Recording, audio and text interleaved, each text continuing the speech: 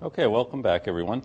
This is our second to last class. We'll be meeting next week, and next week the third paper is due. If you are rewriting papers, you have something late, we need to receive everything by December 15th. Okay, so final paper due next week, turn it in, you're all set. If you have something hanging over your head, then get it by December 15th. If there are some extenuating circumstances and it's obvious to you now you're not going to be able to finish on time, what you need to do is drop everything and go to the Extension School website, and from the registrar's page get an extension of time form. And then you need to explain to me why it is you need an extension of time. You know, you don't need to get into gory details, but and then you need to say what it is you need to turn in. And the rules of the Extension School, of Harvard actually, are that you have, I think, 6 weeks after the end of the semester usually. So all of your work will have to be in then by, I think, the end of January. Okay, this isn't to do because, gee, suddenly you realize, boy, if I had another 6 weeks, I really could, I would be John Marshall.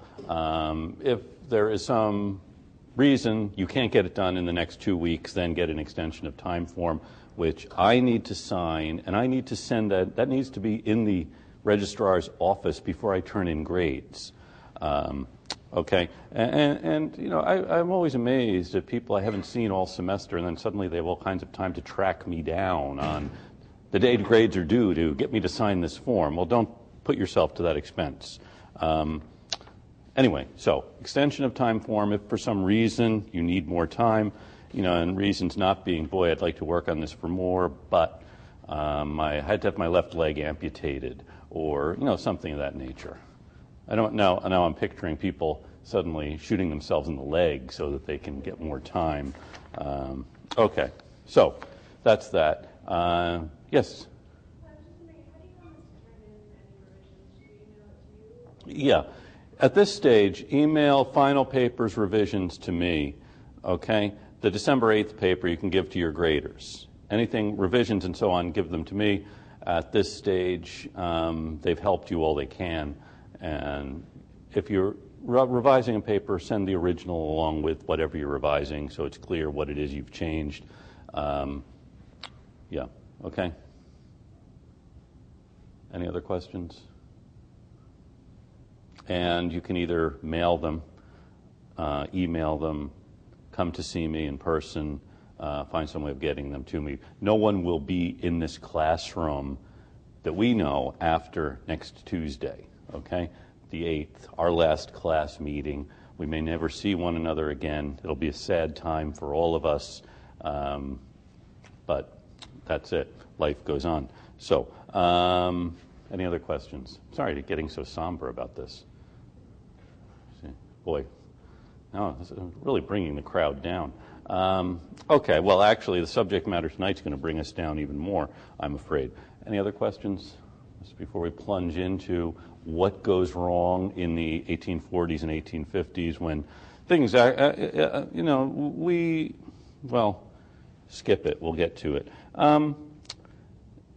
There are some really interesting, important developments in this whole story of what goes wrong leading up to the Civil War, why there is a Civil War. There have been all kinds of theories. It's such a big thing. Historians have been poring over it for more than a century, and people involved at the time, of course, spent a good deal of time pondering what had gone wrong. And I'm not that deep a thinker, and I can't explain what exactly went wrong, what are the reasons behind it. I can tell you what happened, try to figure out why things happened. And this isn't to say we could avoid it again, knowing what went wrong, what happened. We'll try simply to explain, as I see it, what the causes were. One thing to remember, there is something of a change in the nature both of the institution of slavery and of the anti-slavery movement in the 1830s, 1840s. And this actually is one of the big questions I always have when I'm thinking about this. Most people in the United States never would have been slaves. That is, slavery was an institution which by the 19th century affected exclusively people of African descent, who comprised about 1/8 of the population, I think. So how do you get the other 7/8 of the people to take such an interest in their plight that this will bring on a civil war? Or what is it about this institution that provokes a civil war? Now, once upon a time, those of us who grew up in the North, I don't know what people learn nowadays. Back when I was in school, I never thought I'd be saying that. You probably never think you'll be saying that, but believe me, even you one day will be saying, when I was in school, and how kids in 40 years, 50 years are going to have it a lot easier than you did. I think we all can agree, particularly. So, we learned, and actually I should point out I grew up in the North, and the narrative was the Northerners, who were the good guys, took a moral interest in the plight of the enslaved, and so waged a war to free them. And I don't know, is that how you learned it when you were in school? In hospital, yes, sir. Really? Where did you go to school? Yeah. In the middle of the state, South Carolina. Okay, and it was the good guys, the North, took an interest in the plight of the slaves, and so waged a war to spare them from the evil, rapacious Southerners? Oh. Okay, yeah. See, yeah, the evil, rapacious Southerners part. Okay. Well, I don't know. So is that true? That's a good question. Yeah, that's why we're here, I guess. Okay, so what happens? One thing that happens, and this is one of these minor stories, perhaps, unless you're here, is this. In 1830, John Quincy Adams is elected to Congress, much to his surprise. Remember, he had been defeated in 1828, and he doesn't actually run for the office, but voters in Plymouth put his name on the ballot, thinking this would be a good thing, and they elect him to Congress. And Adams wasn't an abolitionist, and this is something else to remember. This word has a certain meaning, and actually at the time Adams was elected, I don't think it would have meant much of anything. It's something that comes into vogue later on. He didn't really think slavery, he didn't think slavery was a good thing, but it's not an issue that kept him lying awake at night. And he, however, is elected to Congress in 1830, and one thing that people do is they send petitions to their congressman so he can present them to Congress. And a group of Adams's constituents sent him a petition saying, we think Congress should take action against slavery. These petitioners were black. They were free black people living in southeastern Massachusetts. They sent a petition to their congressman saying, slavery is a bad thing. Congress should do something about it. Now, since 1790, people had been petitioning Congress about this very issue. In fact, in the big debate over the bank in 1790, there's this other issue raised when a group of Pennsylvanians presents a petition to Congress saying we think Congress should abolish it and should end the slave trade. Even though the Constitution says not till 1807, we think we should do it now. This creates quite a stir in Congress as there's, the Constitution says not until 1807. So why should we be debating this now? Big issue in 1790. It's a bigger issue in 1830, actually. And what would happen when someone would bring a petition like this to Congress is, up until 1807, Congress would say, Congress, believe it or not, generally doesn't like to handle big contentious issues. Because when there's a big contentious issue, people get really angry. They take their wrath out on members of Congress, and then they might not reelect them. So members of Congress typically don't run for office saying, I want to handle big contentious issues. They're going to have people screaming in the streets. No, they're going to, try to help you. This is what members of Congress like to do, is help you. At least the members of Congress I know will tell me that. What they'll do if they have a big contentious issue like this, they know if we vote one way, people are going to get really angry on one side. We vote the other way, people on that side are going to get really angry. They'll say, well, we just can't discuss this. So what they started doing in 1790, when people started bringing in these petitions, was say, okay, we'll lay that on the table. You table it. You lay it on the table. Okay, now you can tell the people who presented the petition, oh yeah, it's right there on the table. We all can see it. Everyone else knows it's there on the table because nobody's going to look at it. So the petitions would be received and would be laid upon the table, and there they would sit. Sometimes someone must have cleaned them out, otherwise by 1830 this table would be bulging with all of these petitions. Well, anyway, Congressman Adams is given this petition by free black constituents who want something done about slavery, and he presents this petition in Congress. Hadn't really thought seriously about the whole issue, but immediately there is a reaction in Congress.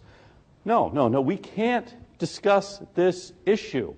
This is an issue that is beyond our power. And remember, this is as Calhoun is saying, the federal government has limited powers. Its powers don't extend to the issue of slavery. And if Congress can receive a petition saying Congress should abolish slavery, that implies Congress has the power to abolish slavery. So now some members of Congress, typically from slaveholding states like South Carolina, not to single out South Carolina, say, well, wait a minute. This implies Congress can do something about the nature of slavery if we receive the petition. Therefore, the petition cannot be received and laid upon the table. It has to be thrown out. We can't receive it. Okay, now, John Quincy Adams was, one thing he was, most definitely, was stubborn. And once he's given a challenge, you cannot present us a petition from a group of your constituents on this issue, he's going to start looking for more constituents who can petition him, just because it is kind of fun to get these guys riled up, too. They say all kinds of outrageous things, at least to Adams's mind. And so more people will petition Adams, and he will present the petitions, and it gets to the point where Adams will barely rise before people will start saying, point of order. He is going to present one of these petitions which we cannot receive. And Adams, of course, is going to do this quite gleefully.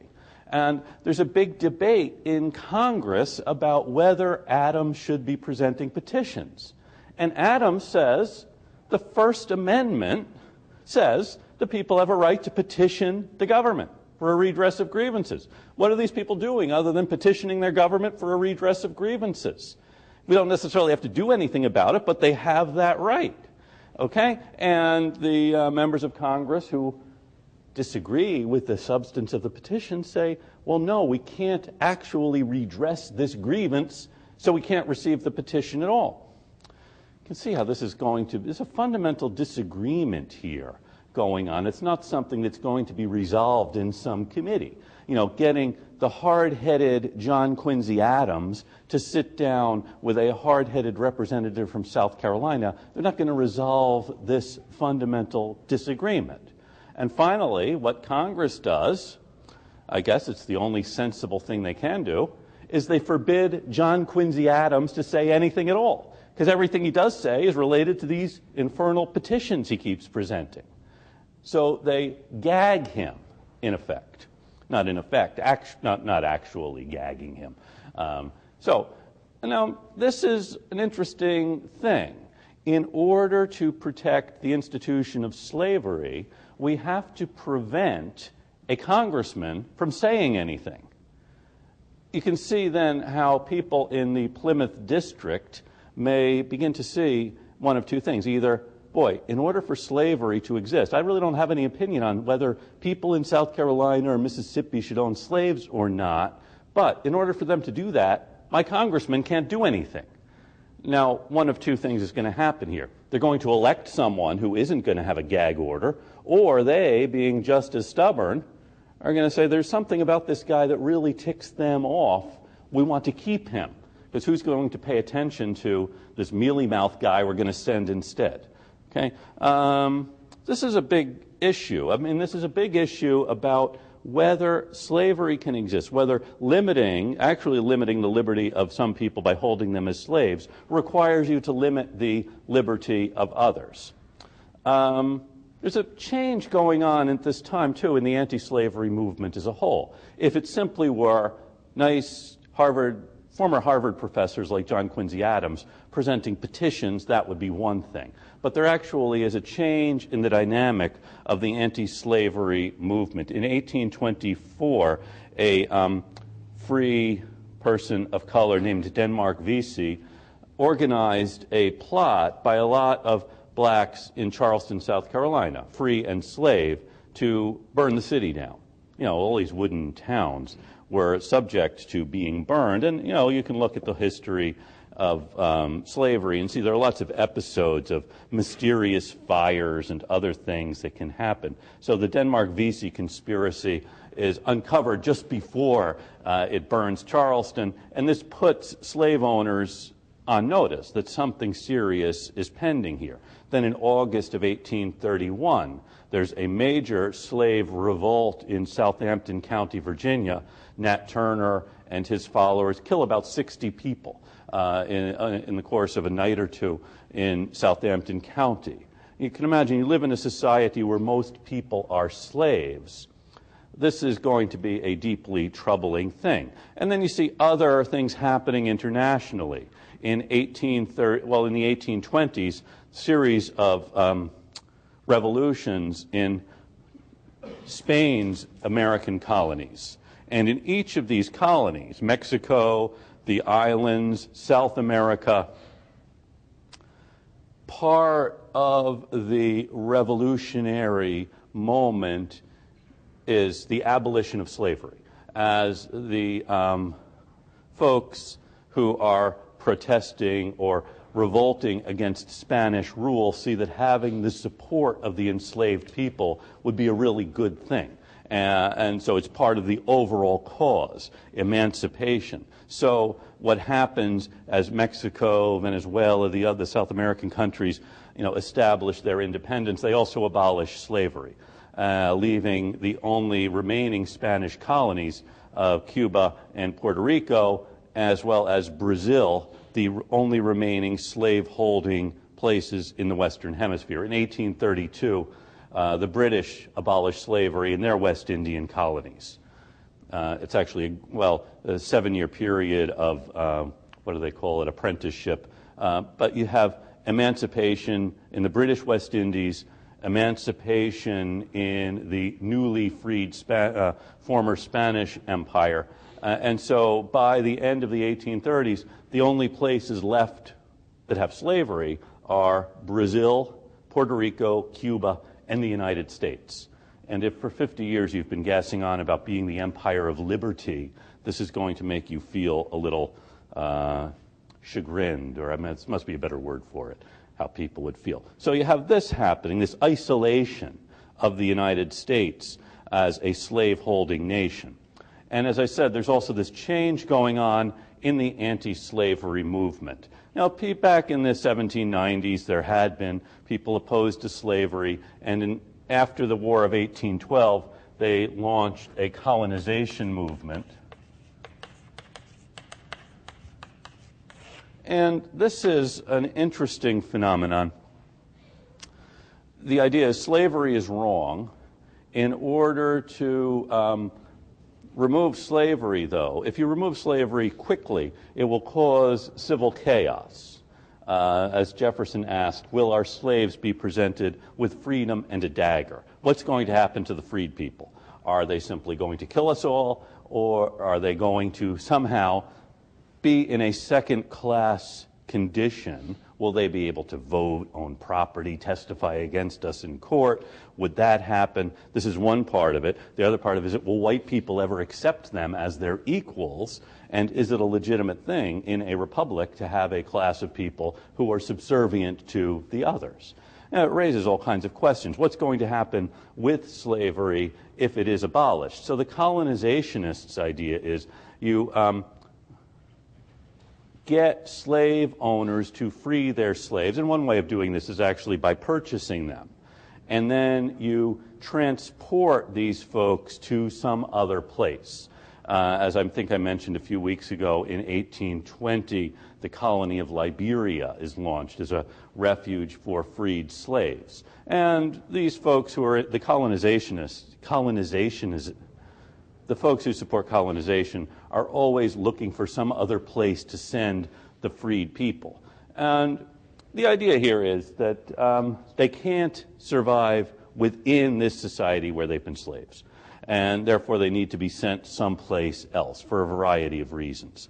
So the colonizationists, well, these folks, members of the American Colonization Society, included people like Jefferson, James Madison, John Marshall, really Henry Clay, really the leaders of kind of moderate American society. If you've read Uncle Tom's Cabin, you'll recall the Presbyterian minister in this New England town was a colonizationist, while the Baptist, of course, was an abolitionist. And the abolitionists come about a little later, coming out of this colonization movement. And it does have a religious underpinning. Anyway, let's get to this. In 1829, a fellow named David Walker, who is a free person of color living in Boston, wrote a book called David Walker's Appeal to the Colored Citizens of the World. And David Walker believed slavery was wrong. Well, gee, so doesn't everybody else. Even slave owners will go around saying, oh, slavery is wrong. Now, if it's wrong, it needs to be ended. And he calls for immediate emancipation, by whatever means you can do it, because the whole institution of slavery is such a barbarous crime. And he publishes this pamphlet in Boston, and he deals in clothing, typically cheap clothing manufactured here and then sent to the southern states for the slaves to wear. And so David Walker is packing up barrels of clothing to go down to the plantations, and he includes in these barrels and boxes of clothing copies of David Walker's Appeal to the Colored Citizens of the World, in which he says, he really attacks Thomas Jefferson in this. He's a big hypocrite. Wrote the Declaration of Independence when he owned slaves. What kind of a nonsense is this? And says that you, because you are a slave, are entitled to secure your freedom by killing the people who are enslaving you. And he justifies this in religious terms, too. The Bible has the New Testament has a pretty tough line on a lot of these issues, and sends this down south, knowing, okay, if you're a slave, you don't need to read a book to find out that slavery is a bad thing. Okay, and it's not like, gee, I never realized that this is really bad. So that's not going to convince you. But what it is going to show you is there are people in other parts of the country who have a great interest in what you are doing. It creates a community. It creates a community of support outside of the narrow confines of this plantation or this community where you happen to be living. So Walker knows what he's doing. And so do the governors of South Carolina and Georgia, who write to the mayor of Boston, Harrison Gray Otis, and say, you should have David Walker arrested because he's writing this pamphlet that is going to cause racial war here. He is stirring up racial war in South Carolina and Georgia, and you should arrest him to put a stop to this. So what do you think the mayor should do? What would you do if you were the mayor, Roberto? You'd arrest him. Okay, no questions asked. Okay, anyone else? What would you do? What? Yeah. Okay, so you would say no. This would be good if we were having a mayoral debate here. What would you do about David Walker? Yes. I would ignore the request. Okay, ignore the request. He's just using his right to free speech. Okay, what if someone down in South Carolina is using their right to free speech, saying, hey, people in Boston should kill the mayor? Then you'd hope everyone voted for you. Yeah. You'd hope no one from South Carolina travels up here under orders from the mayor. Okay. No, it raises this question, right? is his right to free speech. Well, what about their right not to be killed in the night by their slaves? Did you ever think of that? I mean, I think the slaves actually would kill them if they go to trial. Okay, we'll cross that bridge when we come. Okay. Well, the mayor doesn't do anything about David Walker. He says, no, I'm going to ignore him. And actually, Walker dies somewhat mysteriously a year or so later. Interesting story. We could go on about Walker, but I know we want to get on to other things. Anyway, 1831 is a big year for this whole movement because there's a change. I said David Walker's appeal is a starting point. Then in 1831, William Lloyd Garrison starts publishing a newspaper called The Liberator. And Garrison had been a colonizationist. Actually, he's an interesting character. He started off as a temperance advocate because this is a time when people drank heavily. Something like I've seen different figures about how much alcohol was consumed every day by the average American man. It's something like a quart. Just phenomenal. Is that about? Okay. Yeah, okay. So, and Garrison, he starts a newspaper about attacking drinking, and you can see in this the seeds of the difference between abolition, which is what Walker and Garrison proposed, and colonization, gradual emancipation, these other ideas. Here, the colonizationists say slavery is a bad thing, and they tried to set up this whole scheme by which they say in 100 years we will have eradicated slavery. Okay? Garrison and Walker say, well, wait a minute. If slavery really is a sin, should we stop sinning gradually? I mean, if drunkenness, which is what it was called then, is a sin, should you say, well, I'm just going to cut down like a shot a day, and in 10 years I'll stop drinking altogether? No, you don't stop sinning gradually. You stop sinning immediately if you're doing something sinful. It's the difference, I suppose, between Baptists and Presbyterians. And so Garrison starts publishing this newspaper that calls for an immediate end to slavery. And we don't need to worry about what happens then, because what we know what is happening now is such a terrible thing, we have to end it. And most of the readers of The Liberator were the free people of color living in Boston and in other places like this. There are other black newspapers in the free states. The Liberator becomes the big one, and Boston is kind of anomalous because the black newspaper is actually published by a white guy, William Lloyd Garrison. And then, Garrison knows, okay, it's great having all of the black people who live on Beacon Hill reading The Liberator. It really becomes their community paper, but he really wants to make an impact further south. So what he does is sends the newspaper through the mails to, like, general delivery, Charleston, South Carolina, and knowing that every week the planters will send someone to the post office to pick up the mail, and part of the mail will be these stacks of newspapers. And so these stacks of The Liberator start arriving in Charleston, South Carolina, and other places, and in July of 1835, the good people of Charleston are really alarmed at having The Liberator sent in bulk. Actually, the post office in those days allowed newspapers to be sent for free through the mail. It was a way of encouraging the spread of information. Okay, so you have The Liberator, which is a newspaper, being sent in bulk to Charleston, South Carolina. And do you know what the good people of Charleston do when they get really upset with The Liberator being sent? They go into the post office, they seize all the copies of The Liberator and burn them in front of the post office. It's a way of demonstrating they really don't like this circulating here.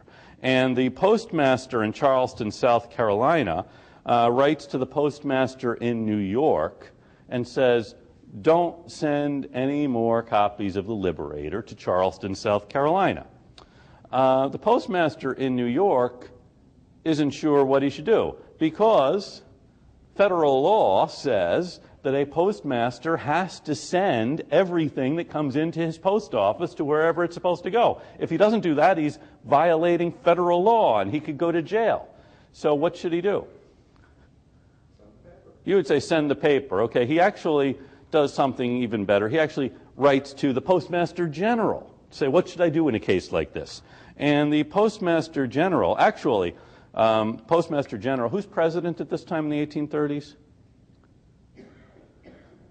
Jackson, Andrew Jackson, exactly. Andrew Jackson, knowing that this is a big issue in 1832, he said, well, what should happen is this. Yeah, people in Charleston who want to get the Liberator should be able to get it. They should subscribe to it, like anyone else. And just so we know that the copies of the Liberator aren't going to the wrong place, we should publish their names in the newspapers in Charleston so everyone can know where the copies of the Liberator are. Why do you think that's funny?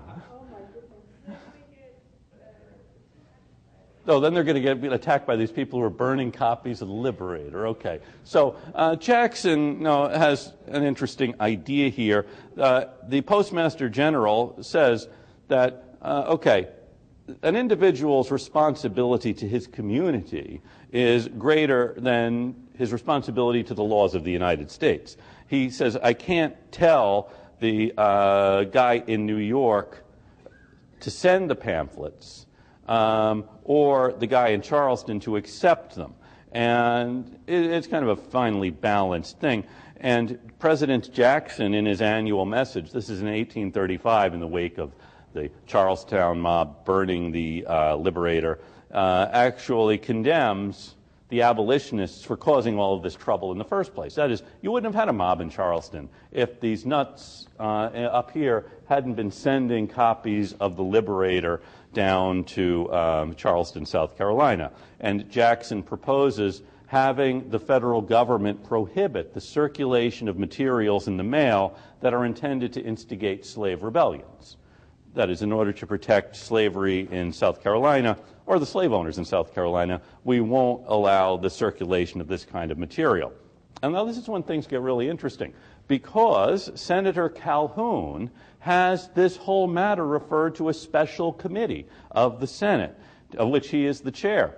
And Calhoun and his Senate committee says that freedom of the mails is essential to freedom of the press. And Congress actually cannot exclude material from the mail. Instead, he says that the post office should cooperate with local agents in South Carolina and other places to prevent circulation.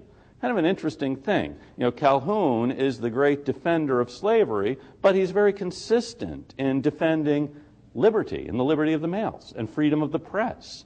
And ultimately, the Senate defeated Calhoun's bill.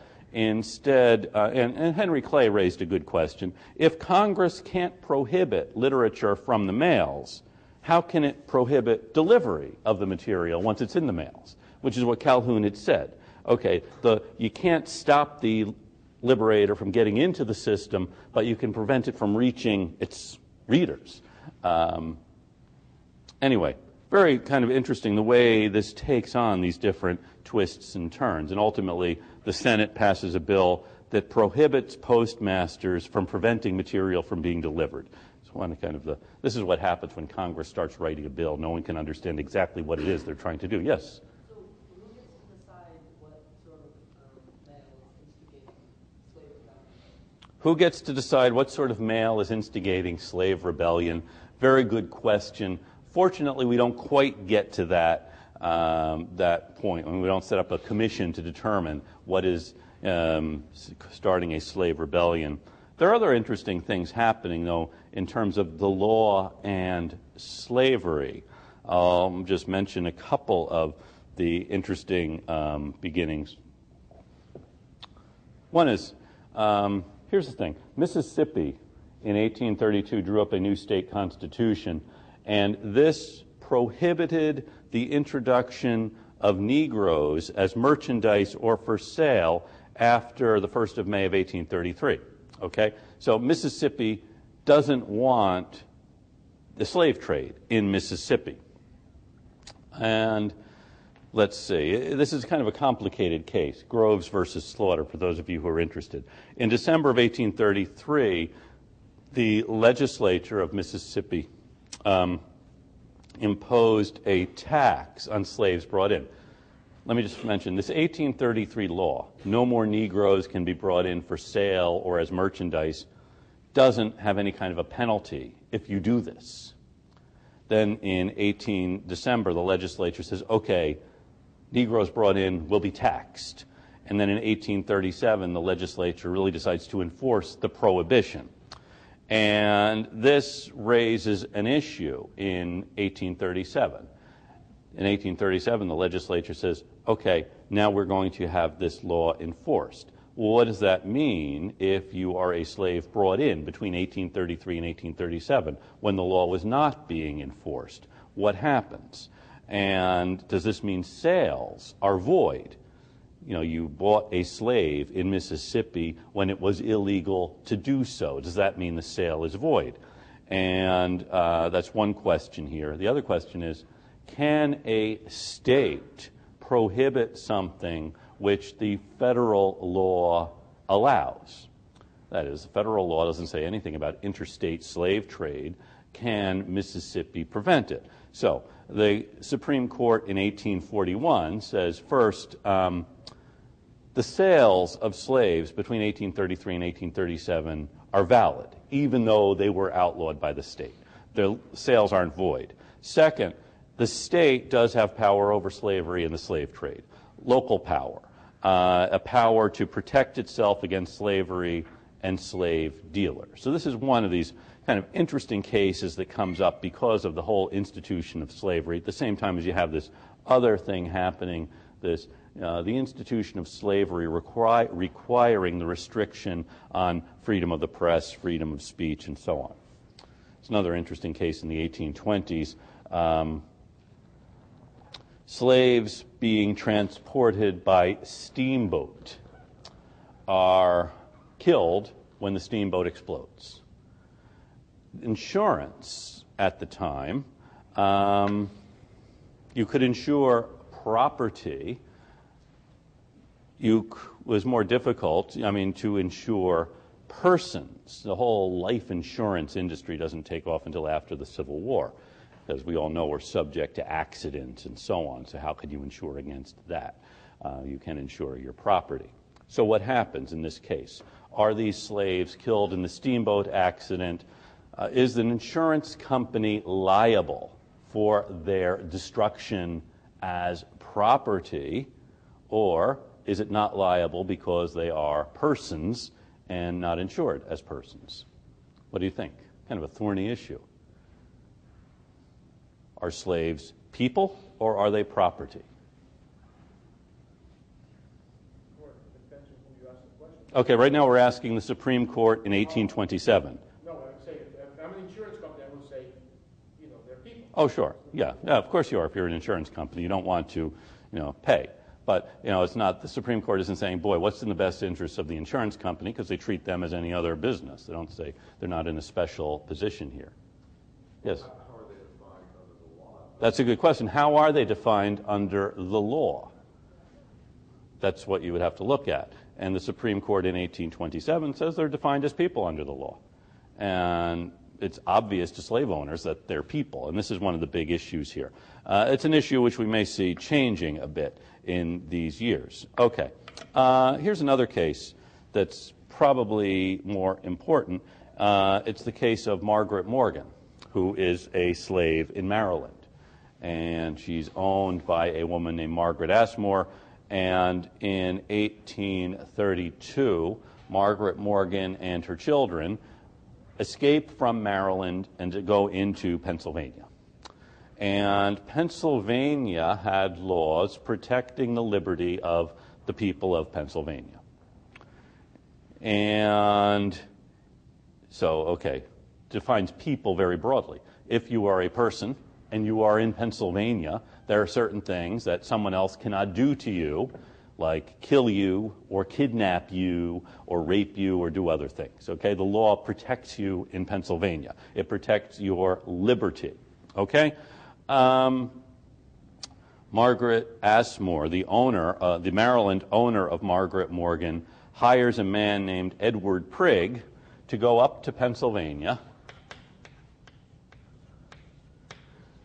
This is in 1837, actually. So about 4 or 5 years after she's escaped. When she had left Maryland, she may or may not have been pregnant. We do know that within a year of arriving in Pennsylvania, she gave birth to another child. So Mr. Prigg goes up to Pennsylvania, and he finds Margaret Morgan and her child and says both of them are the property of Margaret Asmore, who is a citizen of Maryland, and under the Fugitive Slave Act of 1793, Mr. Prigg proceeds to apprehend Margaret Morgan and her property. Now, the Fugitive Slave Act of 1793, anyone remember what the Constitution says about fugitive slaves?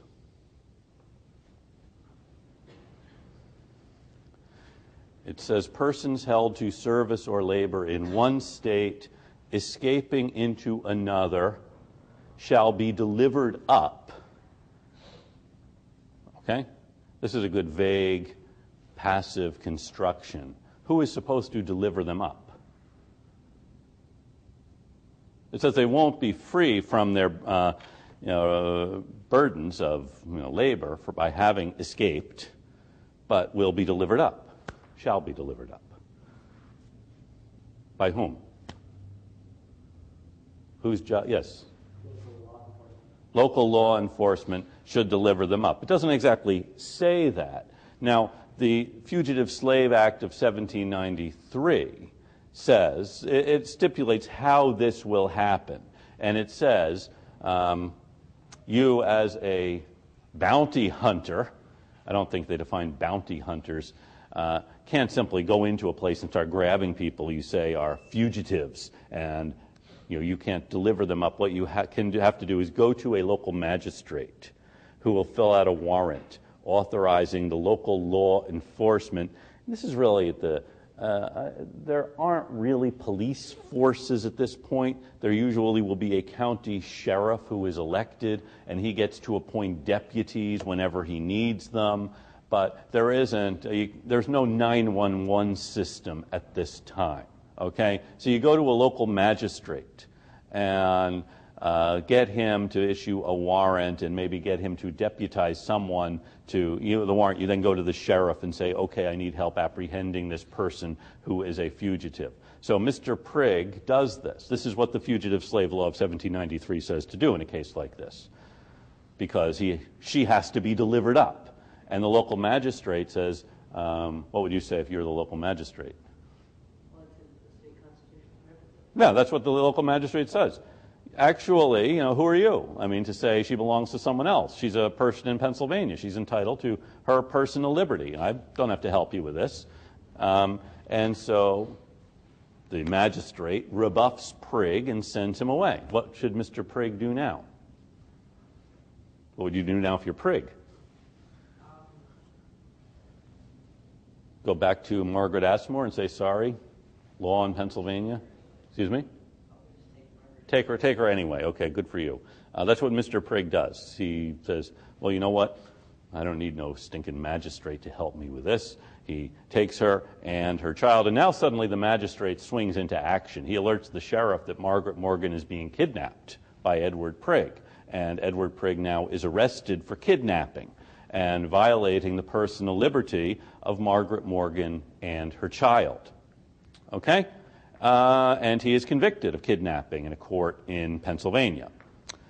As you can imagine, Mr. Prigg appeals his conviction because, I don't know if this occurred to him, he was acting under the auspices of a federal law, the Federal Fugitive Slave Act of 1793. And he was stopped in this by a state law, the state of Pennsylvania's personal liberty law. So he appeals his conviction, and this comes before the Supreme Court in the early 1840s. And what do you think the court's going to say? Who's right here, by the way? You'd say the state is right. Why? Morally right. But legally, yeah, it's a bit murky what's could happen in this case. Anyone else have any contrary? Yes. It seems like the federal law removed it because it was basically made to protect slaves from states, whether they were other states. Okay, yeah, so the federal law as a general principle, federal law trumps state law, right? And it was created with the intention of retrieving slaves, Yeah. whether or not the other Right. state has different laws. Right, okay, yes. But within the context of the time period, did federal law supersede state law? Because in a more strict, strictly That's- constructionist environment, it seemed like the federal laws over interstate commerce, but this isn't a commerce transaction. That's right. Okay, because you have this interesting discussion going on the court about federal power, state power, and the Chief Justice, Roger Taney, is a great fan of state power as opposed to federal power in a lot of cases. I mean, if Marshall were Chief Justice, it's fairly clear what would happen in a case like this. Federal law trumps state law. It's less clear with Taney. There's kind of a wild card in here, not really a wild card, and that Taney also thinks slavery is an okay thing. But, yes. Right. I would say that I think federal law supersedes state law in this case for Margaret, but I don't see any reason why slavery should have any jurisdiction over Margaret's daughter. Okay, good. You're going to be a good lawyer someday. Yeah, okay, so. Well, okay, you're still sticking with state law. Okay. Anyone else have any? Well, this is what the court says. Actually, the opinion of the court is delivered by Justice Joseph Story, Harvard professor, eminent legal scholar. And Story is also against slavery. He's also a great nationalist. And he says, first, slavery is a creation of municipal law. It can't exist unless some municipality has created it. It needs a positive legislative grant. And this is a doctrine that goes back to the British case in 1772 of James Somerset, a slave from Massachusetts taken to England, and then his owner wants to sell him to someone in the West Indies. He doesn't want to go, and Lord Chief Justice Mansfield says that slavery is a creation of positive law. Because slavery violates natural law, it has to be created by a legislative body. Parliament has never created it. So even though the Massachusetts legislature has created slavery, the Barbados legislature has created slavery, Parliament hasn't. So a slave who arrives in England cannot be returned to slavery against his will. So what Story is saying is pretty straightforward, that slavery is a creation of by a positive legislative grant. And status of a slave or ownership of a slave cannot be maintained or cannot get recognition in another jurisdiction. Second, the fugitive slave law, the fugitive slave clause of the Constitution is self-executing. It gives slaveholders the right to recapture by private effort, and a slave owner, in the process of recapturing a fugitive slave, carries the law of his own state with him. So in that sense, Mr. Prigg was carrying the law of Maryland with him when he went into Pennsylvania to apprehend this slave belonging to Margaret Assmore. The 1793 law, Pennsylvania had argued, the 1793 law violates the Constitution because it's a restriction on the state's power to protect its own citizens. Story says, actually, Congress did have the power to enact this. And he actually ignores this whole question about whether it violates the constitutional rights of the free people of Pennsylvania. Then, part 4, the final part of the decision is this, that Congress has the exclusive right to legislate for enforcement of recovery of fugitive slaves. State magistrates are not empowered to enforce this law. It has to be federal agents enforcing the law. That is, states don't have to enforce it. This is an interesting part of the decision, and Taney, who had joined in the rest of the decision saying, yes, Fugitive Slave Act constitutional, Pennsylvania personal liberty law not so, actually dissents in this part saying, yes, states have to protect the rights of owners to restrain, to get back their fugitive slaves. So this is a decision in the late 1830s, which actually it really changes the dynamic in a number of ways. One is by requiring greater enforcement of the fugitive slave law, saying slavery actually is a national institution. You, as the slave owner, bring the law of your state with you when you go to apprehend a fugitive. But then there's other parts saying states don't necessarily have to help you in this, is going to cause problems for us, as we'll see.